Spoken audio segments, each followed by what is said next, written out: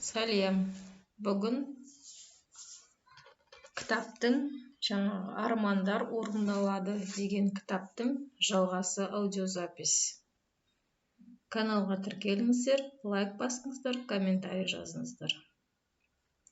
Бірінші, ақша шақыратын аффирмациялар. Ақша мені жақсы көреді. Мен бай әйелмін. Мен ақшаларымды еселеймін және пайдалы іске жұмсаймын. Мен ақшаның магнитімін. Мен ақша табудың барлық адал жолын меңгердім. Мен үшін табыс табудың жолдары көп. Неғұрлым көбірек берсем, соғұрлым көп ақша аламын. Менің жұмысым немесе кәсібім ай сайын тұрақты түрде мынанша сома әкеледі. Мен ақшаға мұқтаж емеспін. Махаббат пен дұрыс қарым-қатынас жасауға арналған аффирмациялар.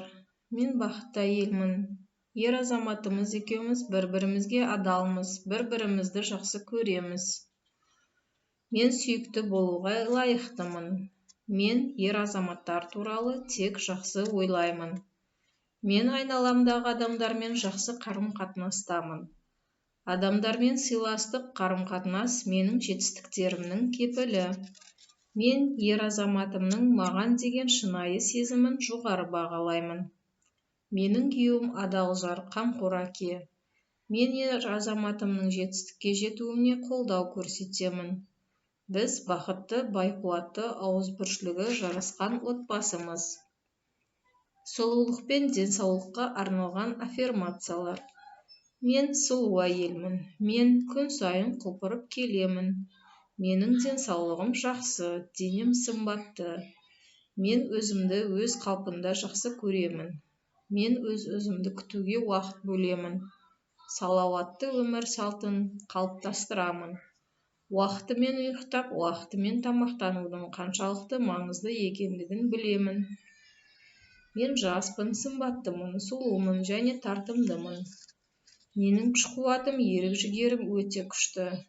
Мен өзімді тамаша сезінемін. Жетістікке жол ашатын аффирмациялар. Жетістік менің әрекетімнің нәтижесі.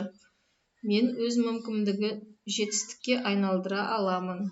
Менің ішкі қуатым жетістікке жетелейді. Мен жетістіктерімді еселей түсемін. Бүгін менің ойым жетістіктің дәнін сепсе, ертең оның жемісін жеймін.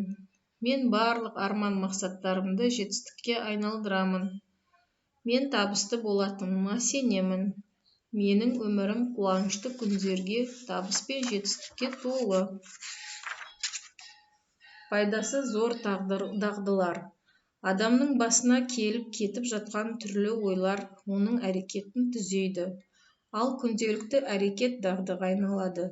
Сондықтан да дағдыға ат үсті қарауға болмайды. Дағды трекерін пайдаланудың маңыздылығы сонда.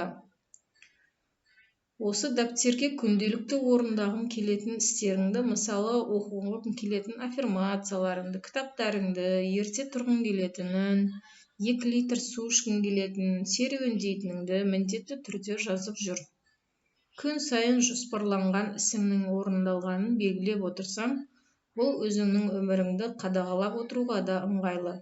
Белгілі бір істі 21 күн бойы қайталап істесе, оны дағдыға айналатыны ғылыми тұрғыда дәлелденген. Ал оны бір жола бекіте түсуге тағы да 9-10 күн керек. Сенің айналаң. Біз қоршаған ортаның бір бөлшегіміз. Өзің жиі араласатын достық қарым-қатынастағы 10 адамның атын жаз. Осы адамдардан сен не үйренесің? Осы адамдардың арасында үнемі өзің жетілдірумен айналысатын, үйренуден жалықпайтын, өз өмірі үшін жауапты, сенің де ойлармен бірге өсіп отыруыңа ықпал ететін кімдерді атар едің? Сондай-ақ үнемі сәтсіздіктерге ұрынып, жолының болмағанына өзін емес, өзгелерді кінәлайтын, өмірдің тек жаман жағын ғана көретін, іші негатив ойларға толы, сөйлескен кезде қамыққан ойлардың құрсауында қалдыратын достарың да бар шығар. Өз төңірегіңдегі жақын адамдарыңды тағы бір сүзгіден өткізіп, сені кері тартатын адамдармен араласуды азайтқаның жөн. керісінше олардың орнын өмірдің жаңа белесіне көтерілуге көмектесетін рухы биік адамдармен толтыруға тырыс. Егер айналаңда мұндай жандар жоқ болса, еңсең түспесін, мұндай адамдармен алдағы уақытта танысатыныңа сенімді бол. Немесе танысудың жолдарын қарастыр. Өз-өзіңді жетілдіріп, ойыңды өзгертіп, сонда айналаң да сөзсіз өзгереді. Өз айналаңа қатыстырып, келешекке жоспар құр. Алғыс білдіру. Бұл өте маңызды. Тіпті болмашы ғана бірақ көңілді қуанышқа толтырылған жағымды оқиғалар үшін адамдарға, қоршаған ортаға, мына ғаламға алғыс айтуды ұмытпа. Тіпті бұл көңіл аударуға тұрмайтын ұсақ-түйектің өзі болсын, бірақ сенің алдыңнан бейтаныс ер адамның есік ашып ізет көрсеткені үшін, сәбидің қарап күлімдегені үшін, далада күннің шуағын шашып, ауа райының тамылжып тұрғаны үшін рахмет айт. Егер әлде бір жақсылығың үшін жақын адамның саған рахмет айтып жатса, сол адамға тағы да бір жақсылық жасауға дайын бол. Ғаламда да солай жұмыс істейді. Кішкентай ғана ізет үшін сен оған құрмет білдіріп рахмет айтсаң, мұның саған жақсы әсер қалдырғанын байқаған ол сені тағы да қуандыру үшін игілігін қайталап көрсеткісі келіп тұрады. Сондықтан тәулік соңына қарай міндетті түрде рахмет айтқың келетін оқиғаларды ұмытпай жазып қой. Бұл үшін дәптерде арнаулы парақтар қарастырылған. Яғни сіз осы армандар орындалады кітабында армандарыңызды жазып, алғыстарыңызды жазып қоюға болады деген сөз. Тыңдағандарыңыз үшін рахмет. Каналға тіркеліңіздер, лайк басыңыздар.